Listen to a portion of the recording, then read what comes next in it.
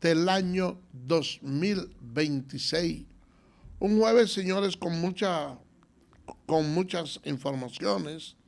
Las autoridades dicen estar preocupados por la cantidad de accidentes de tránsito que se han registrado, unos 650 accidentes de tránsito en lo que va de año, lo que indica, señores, que apenas van 113 días y 600 y pico de accidentes. Es una cantidad sumamente significativa.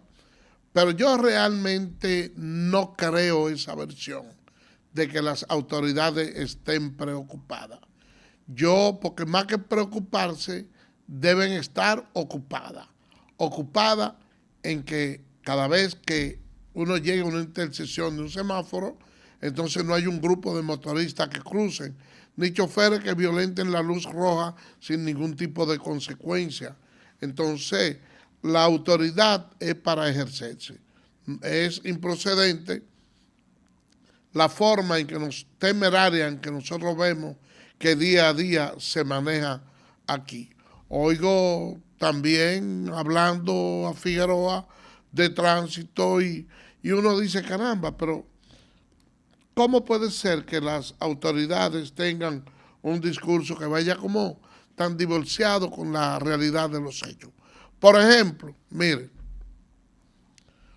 las guaguas de transporte público tienen prohibido utilizar defensa, tanto en la parte delantera como trasera.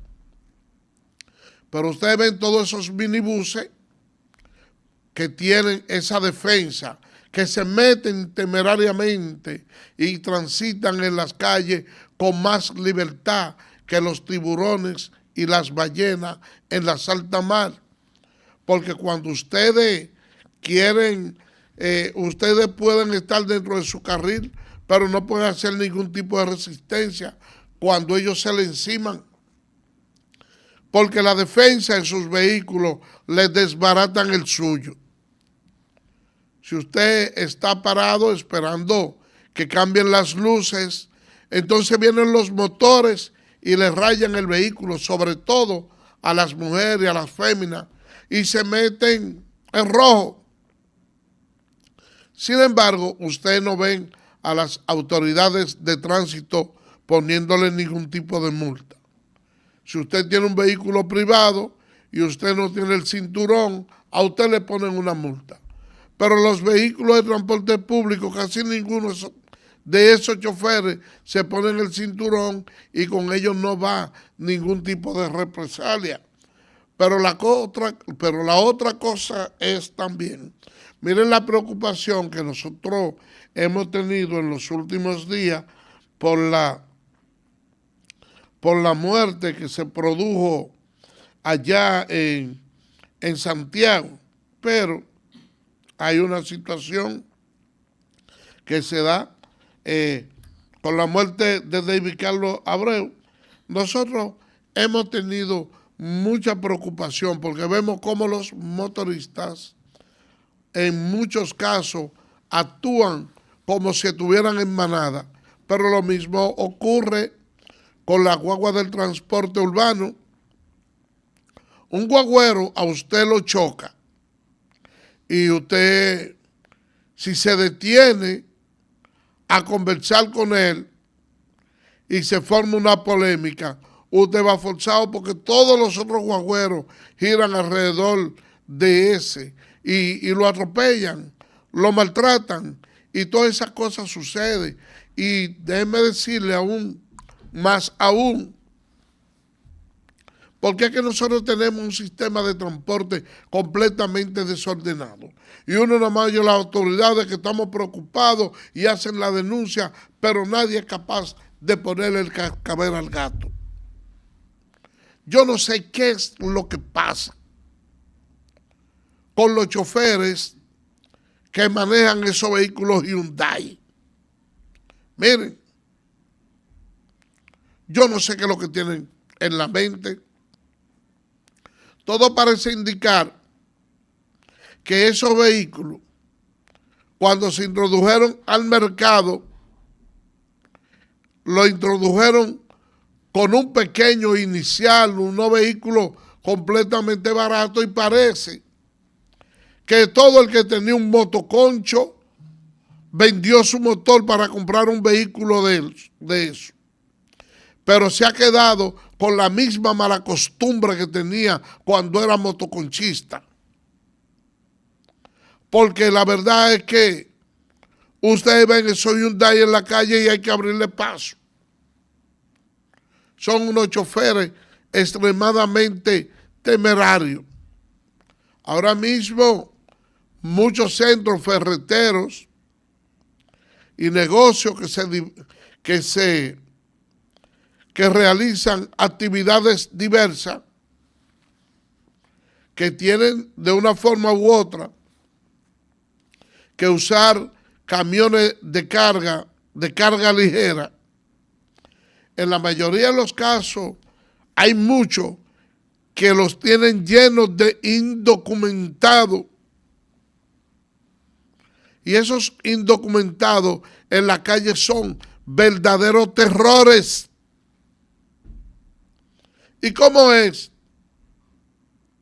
que las autoridades de tránsito están preocupados por la cantidad de accidentes, pero no hacen nada en lo absoluto para evitarlo?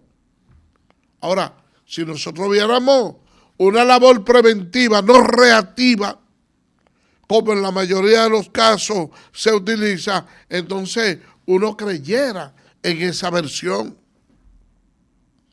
Pero la verdad es que lo que ocurre en las calles dominicanas hay que tener mucho cuidado. Miren, si ustedes van transitando correctamente y tuvieron la desdicha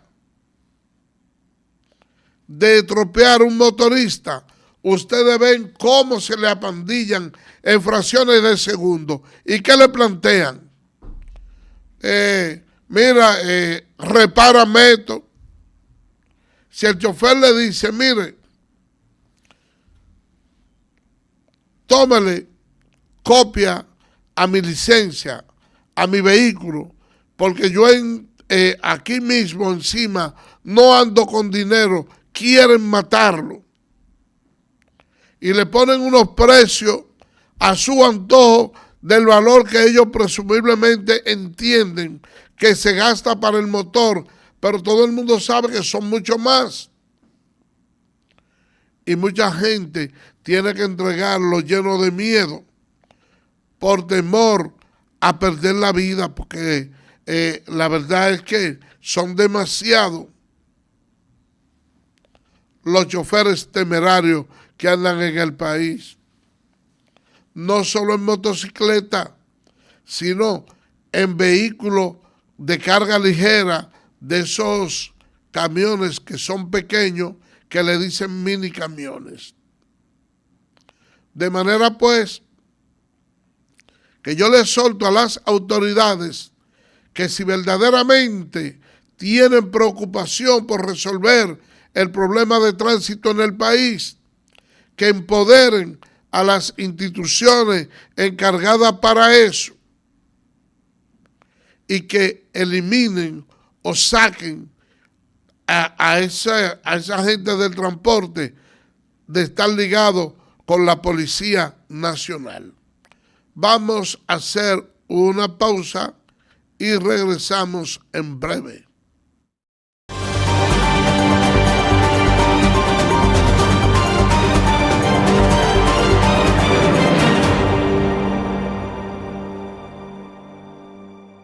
¿Eres experto haciendo que todo sea simple?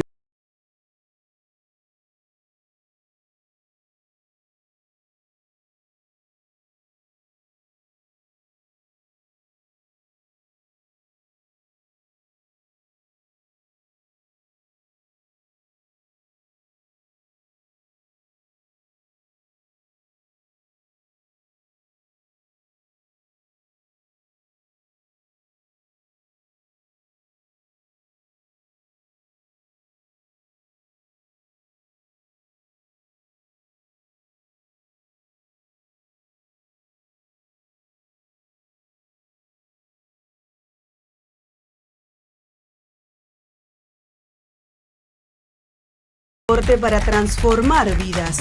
Por eso, desde el Instituto Nacional de Educación Física construimos y remozamos estadios de béisbol en escuelas del país, creando espacios seguros para nuestros estudiantes. Fortalecemos nuestro deporte rey desde las aulas y el play. En INEFI, seguimos cumpliendo. En Infotep estamos comprometidos en llevar la formación técnico-profesional al siguiente nivel. Nos motiva el deseo de transformar vidas y edificar un futuro lleno de oportunidades. Con la nueva red unificada de la formación técnico-profesional, la innovación y el conocimiento se fusionan para impulsar el crecimiento.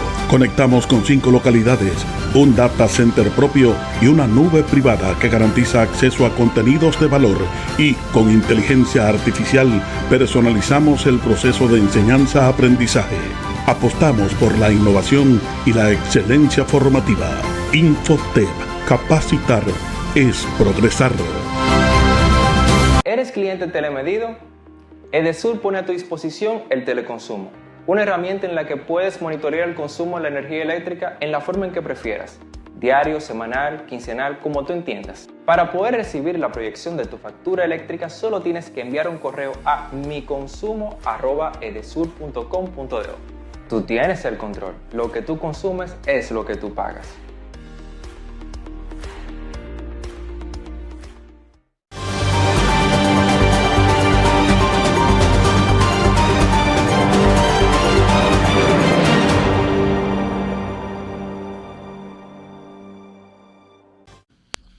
Gracias por permanecer con nosotros. Miren, hay una niña llamada Ruth Angélica que se desapareció y luego fue encontrada muerta en una mochila. El padre de esa niña es el señor Rosy Alfredo Mota. Esa niña que apareció muerta ha llamado mucho la atención de las autoridades y se ha desplegado toda una búsqueda en su comunidad. Pero resulta que el principal sospechoso de la muerte de esa niña es el señor Rosy Alfredo Mota, contra quien se emitió una orden de arresto. Y uno muchas veces no entiende el cambio que ha venido dando la sociedad dominicana en los últimos tiempos. Porque cuando hay un acontecimiento de esa naturaleza, de una niña, de un año perdida, eso es un motivo suficiente para que un padre se vuelva prácticamente loco. Oye, ustedes saben lo que significa la pérdida de una hija. Señores, pero cuando ustedes ven que hay que emitir una orden de arresto en contra del padre, que es el principal sospechoso, entonces uno dice, no, pero espérate, ¿y cómo es la vaina? Porque este país hay como que no solo sacudirlo, es ponerlo de arriba y para abajo y de abajo hacia arriba, porque es que las cosas no pueden continuar así. Una sociedad no puede tener una descomposición social de esa naturaleza. Y aquí nosotros, por el juego político, se quiere ser más democrático de la cuenta y hemos caído en el libertinaje. Hemos caído en el libertinaje. Nosotros necesitamos tener manos duras. Y cuando hablo de tener manos duras, no me refiero a darle una libertad ilimitada a los agentes del orden, sino que se establezca un protocolo y a partir de la violación de ese protocolo usted puede determinar y decir, mire, conforme al protocolo policial, ese agente se equivocó y nosotros le vamos a aplicar todo el peso de la ley a ese agente. Pero también ese protocolo va a permitir a uno poder discernir y decir, ese agente policial cumplió con el protocolo policial. Por lo tanto, esa persona que él hirió, que le rompió la pierna, que le rompió la cabeza, incurrió en una ley, en una violación a la ley, y por lo tanto ese agente policial no merece ningún tipo de sanción. Pero aquí hay que apretar la muñeca. Hay que apretar la muñeca. Y yo me quedo escuchando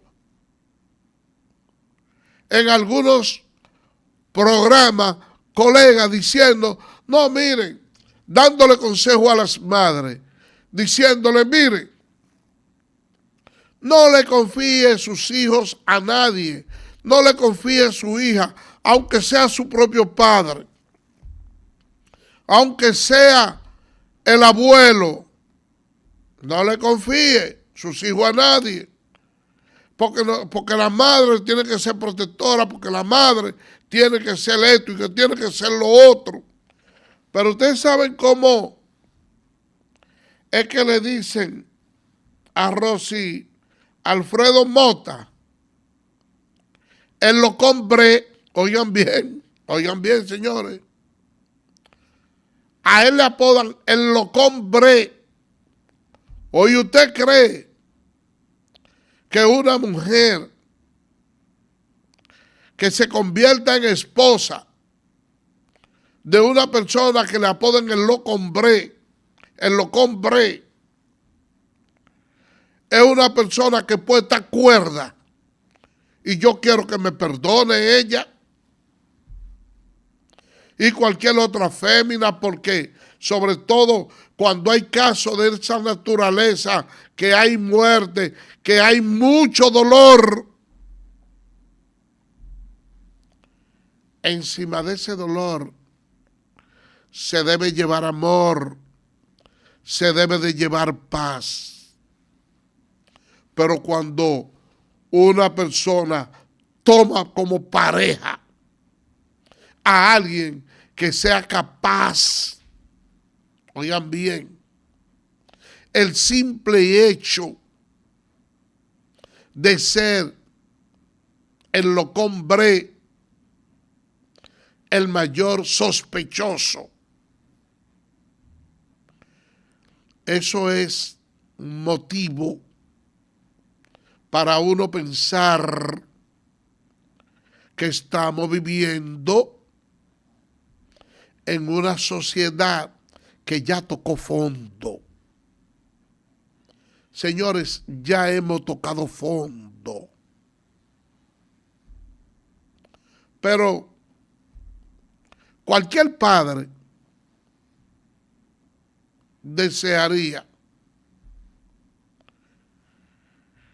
que si hay una disyuntiva en que un hijo suyo puede perder la vida ese padre decir, no, yo pongo la mía primero, ya yo viví una gran parte de la mía. Y la otra cosa es que los padres no estamos diseñados para enterrar nuestros hijos. Y el hecho de sospechar de que un padre le quitó la vida a una niña, sobre todo de 1 año, nunca es justificable que un padre le quite la vida a un hijo. Pero hay circunstancias, en ocasiones, que se producen acontecimientos que sin justificarlo, usted pudiera tener cierta atenuante. Y cuando yo le digo que sin justificar la muerte de un padre a su hijo, usted pudiera tener alguna atenuante, me refiero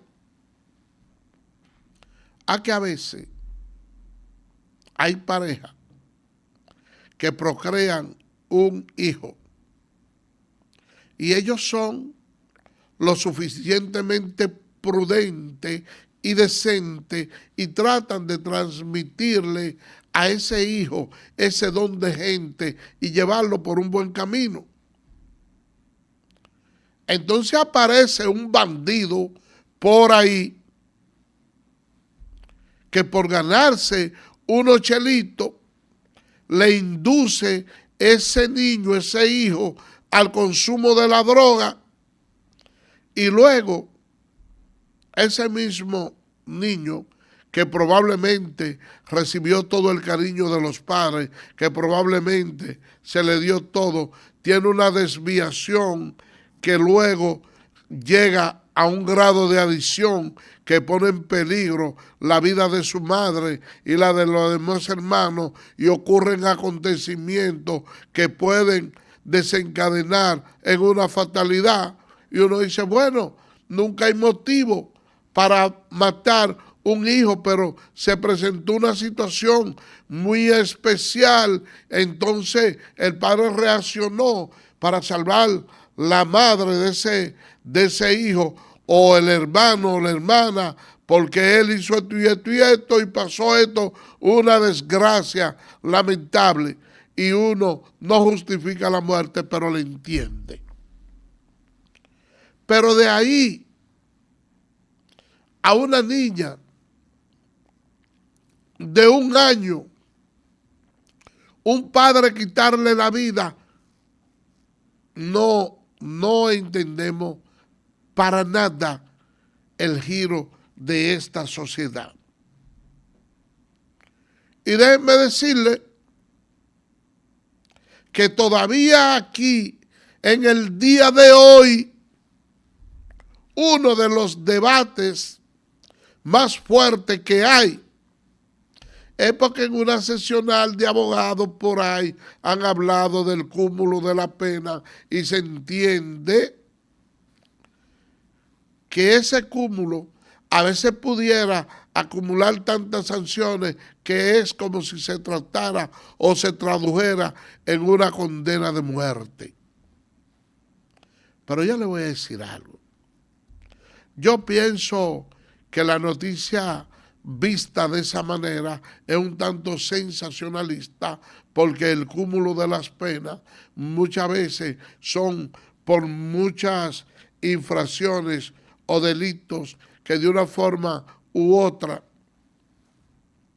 afectan a la sociedad, pero no es que se esté hablando ya de que probablemente sea una condena de muerte, porque nosotros necesitamos aquí también que haya un cúmulo de las penas, porque eso atenuaría mucho el peligro y también pudiera hasta cierto punto combatir un poco lo que es la delincuencia. Por la sencilla razón, aquí hay personas que cometen delitos en donde haya envuelto droga, robo y homicidio. Entonces usted dice, bueno, una persona cometió un hecho o se encuentra involucrado en cualquier accidente y una de las formas de usted contenerlo es con el castigo o la amenaza del castigo, porque la amenaza del castigo y la consecuencia del mismo juega un papel preventivo y no reactivo. Pero si usted va a recibir la misma condena por usted matar a una gente que por usted matar 10, el legislador de una manera inconsciente ha estado promoviendo la multiplicidad de delitos. Porque si de todas las penas yo voy a coger la más agravante y de hecho me van a establecer una sola, bueno, pues hay gente que dice, bueno, ya yo estoy perdido como quiera. Como quiera, yo voy a ir preso, ya yo maté a esta persona, voy preso. De manera pues que yo, como voy a cumplir lo mismo, voy a matar a todos los otros 5 que quedan.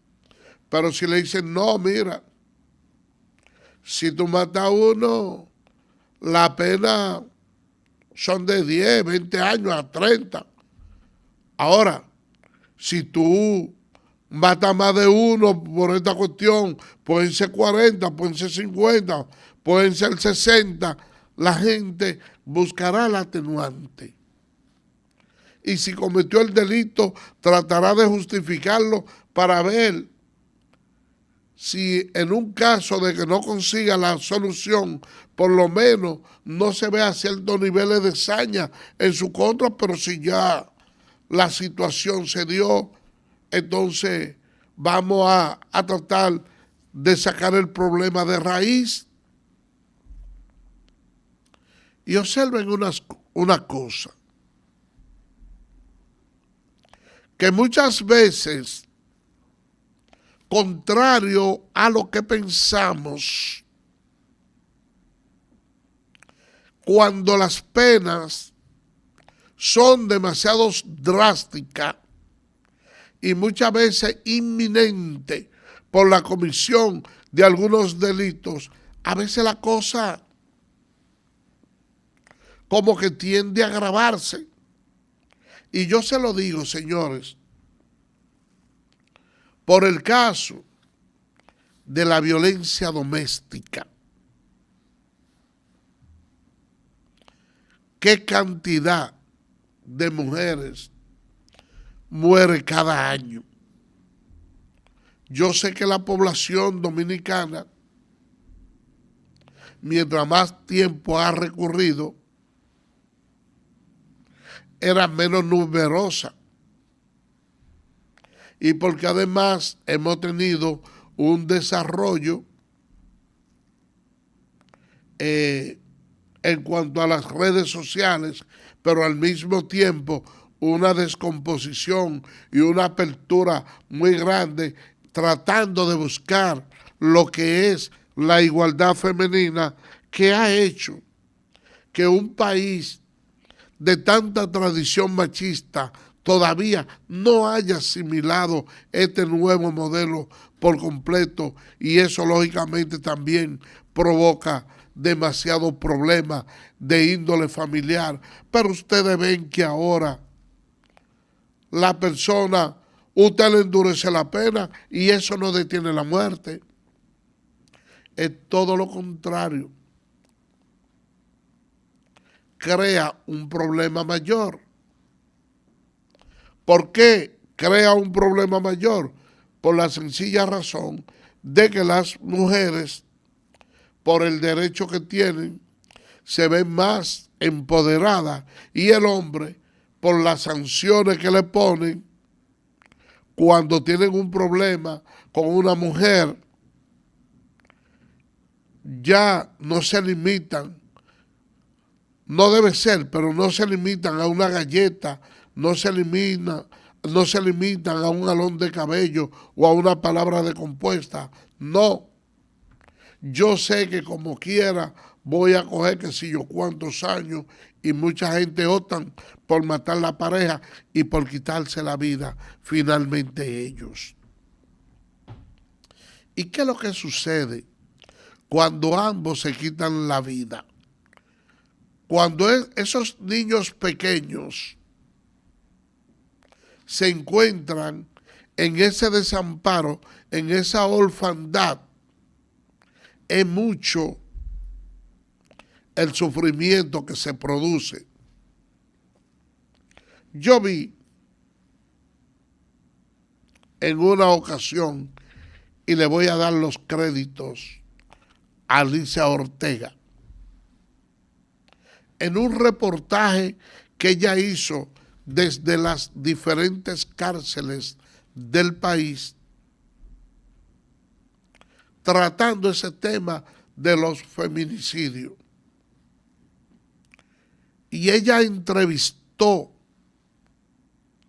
a varios hombres que habían sido victimarios en los feminicidios, o sea, que le quitaron la vida a sus esposas. Y ese es un trabajo que debe ser coleccionable. Un trabajo que debiera ser utilizado por el Estado Dominicano en su lucha en contra de los feminicidios y el maltrato a las mujeres. Señores, paradójicamente, y le digo paradójicamente, porque con toda la cantidad de muertes que se producen por feminicidio,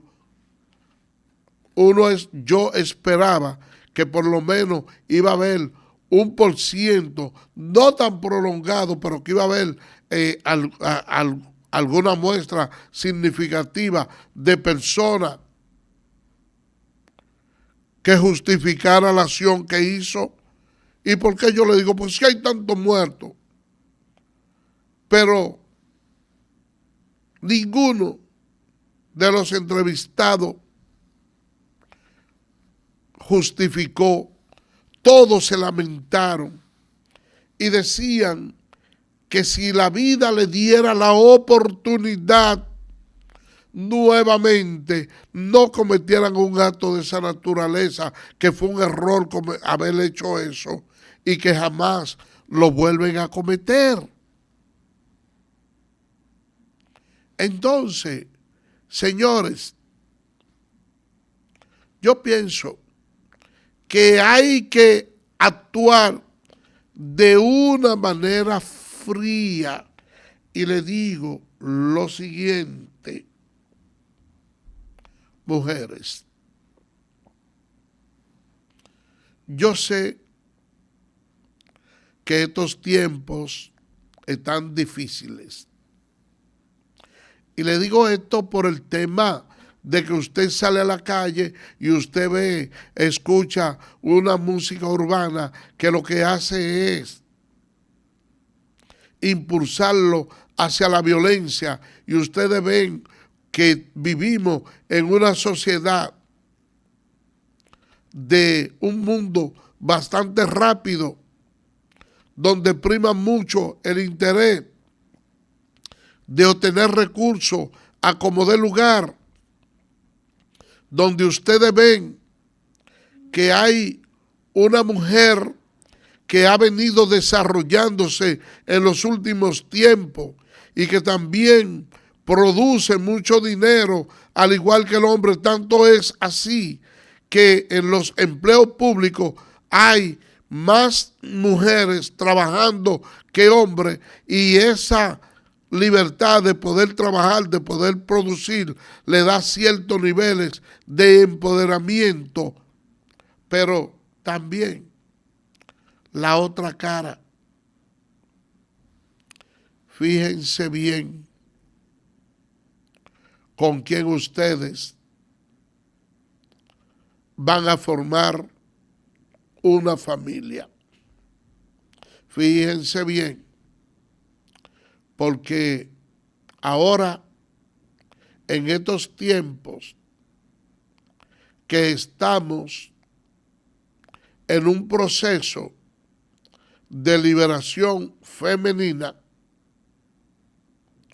ustedes salen a cualquier colmadón, a cualquier discoteca o plaza pública, no importa la que sea, y ustedes saben lo que sucede, que hay más mujeres que hombres tomando en la calle.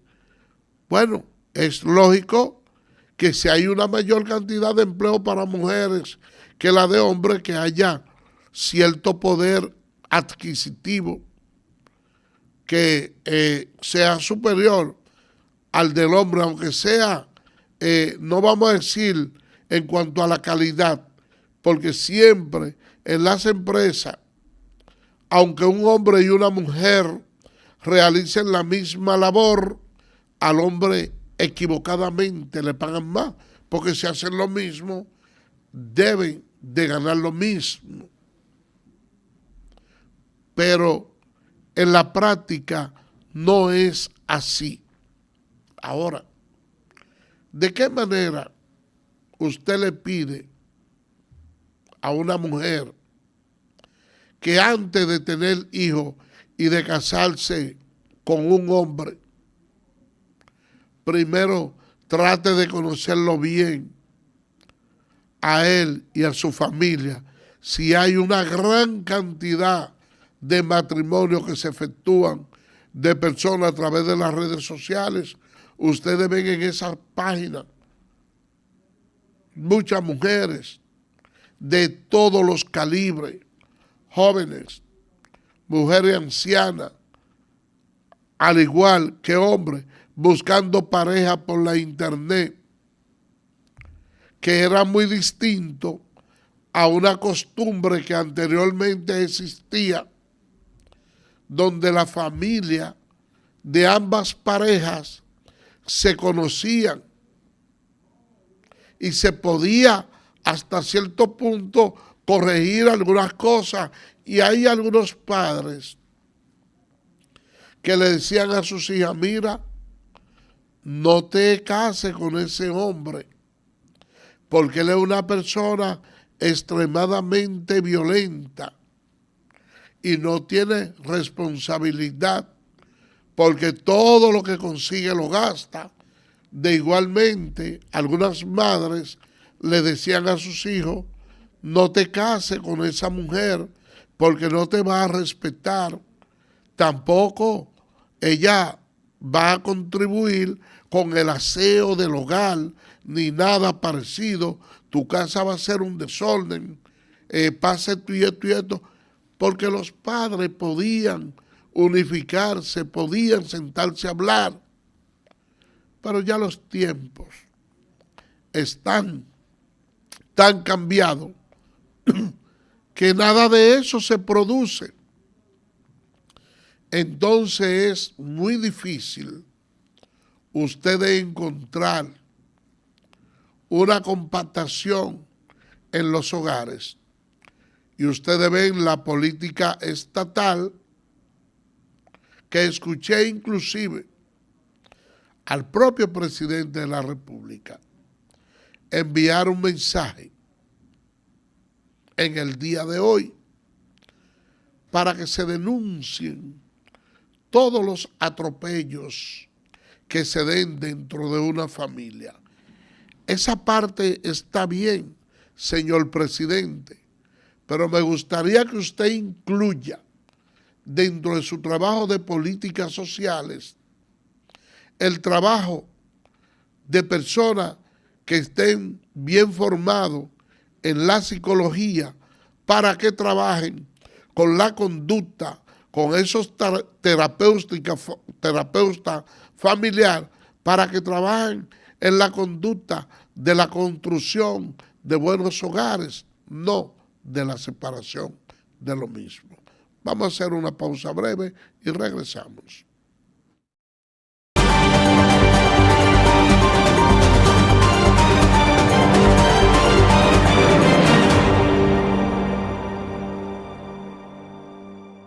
¿Eres experto haciendo que todo sea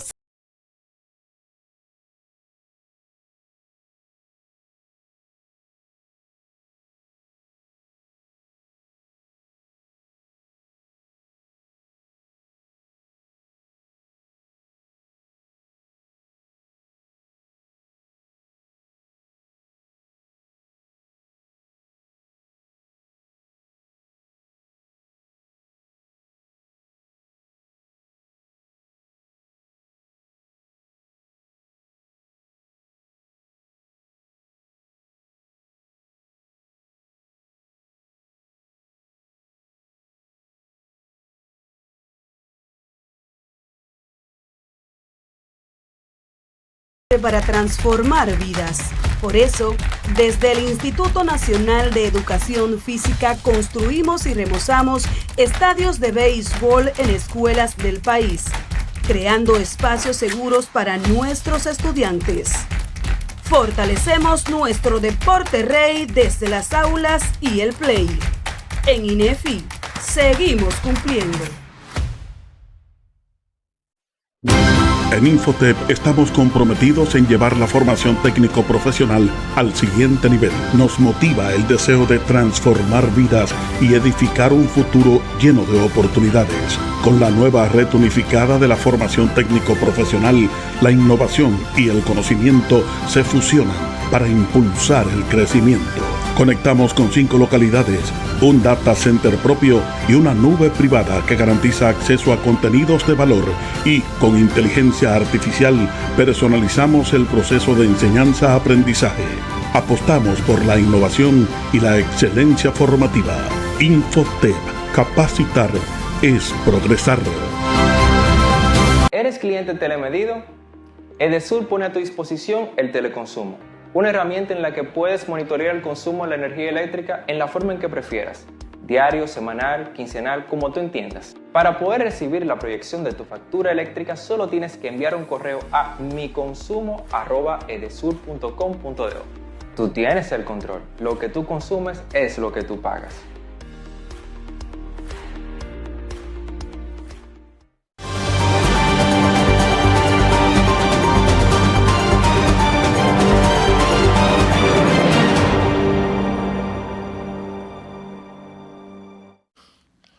Gracias por permanecer con nosotros.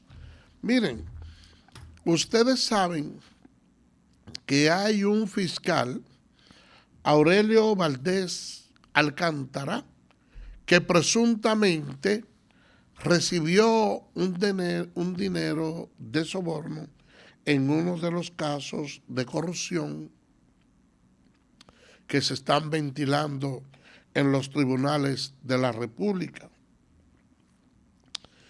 Y sus abogados recusaron a la magistrada jueza de instrucción Iris Muñiz para el conocimiento de ese caso. Entonces la Suprema se declaró incompetente y por lo tanto son los jueces de Corte de Apelación los que van a decidir acerca de esa recusación. Y yo justamente que estamos hablando de esa recusación y estamos hablando de justicia, hay algo que quisiera resaltar. Es la prudencia del magistrado Jorge Subero Isa. Él le solicitó al presidente que no lo incluyera en la asesoría para la escogencia de los nuevos jueces que pudieran o que van a integrar la Suprema Corte de Justicia.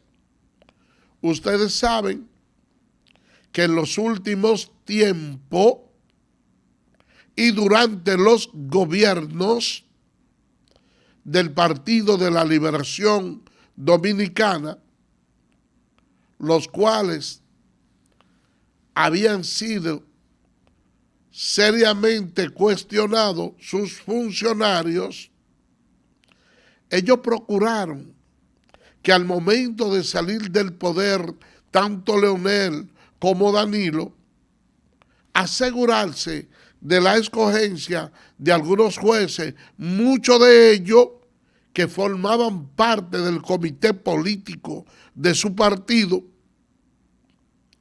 para que en caso de ser sometido por actos de corrupción, tener un amparo dentro de esos jueces por la deuda de gratitud por el nombramiento que se le hicieran a ellos.